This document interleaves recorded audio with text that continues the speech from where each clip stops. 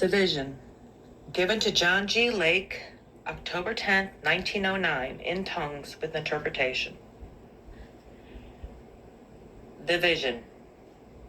Jesus, thou King, glorious and eternal, mighty and loving, powerful and grand, who through the blackness and darkness infernal guideth and holdeth thy child by the hand.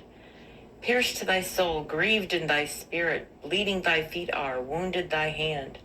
Sorrowing Christ, though the veil now uplifted, see I thy beckoning with uplifted hand. Hear I thy voice, as to me thou now speakest. See I thy teardrops silently fall. Know I the anguish thy sorrowing spirit feels as thou drinkest this wormwood and gall. What, Lord, is the cause of thy anguish of spirit? Why doth this suffering come to thee now? Crucified once on the cross wast thou lifted? Have not the cruel thorns pierced thy brow? Have not the sins of mankind on thee rested, causing thy soul in anguish to be torn? Has not the blood sweat from thee been rested? Have not thy saints for the crucified mourned? Why is it again now I see thee, bruised and bleeding, anguished and lone? Why is the Spirit of Christ now within me, witnessing thus of thy sorrow again? List to the answer, let all the world hear it. Jesus is speaking, let all hear his voice. It is because of the sins of my people. It is because you will not heed my voice. Do ye not bite and devour one another? Do ye not slay with your tongue and pen many of my precious daughters and mothers, young men and maidens, even boys and old men? Have ye ever stood in the fire where they're tested?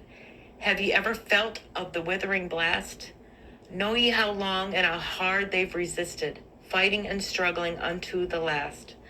Why did ye not stretch your hand out to help them? Why from thy soul did not sympathy flow? Did not my spirit with thee say, help them out of their bondage or darkness or woe? Thus am I crucified, thus my soul anguished. This is the cause of my sorrow and woe. This is the reason that Satan has vanquished many who once were as pure as the snow. O let thy heart and yearning compassion, gentleness, meekness, and tenderness mild, give of my grace to the soul swept with passion, power to live at my feet as a child. Then shall the gladness and brightness of heaven flood thine own spirit and cause thee to move amongst the crushed and the wounded and broken, bringing them sunshine, gladness, and love. Then shall thy spirit, in tune with the heavenlies, rapturous joys in the spirit shall know. Then shall the power of God rest upon thee.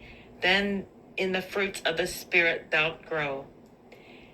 Then shall the earth know the glory of heaven. Then shall dominion over death and over hell reign in thine own soul, spread as the leaven, causing angels and men my praises to swell.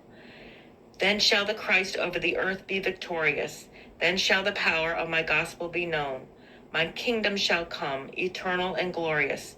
United, the heavens and earth shall be one.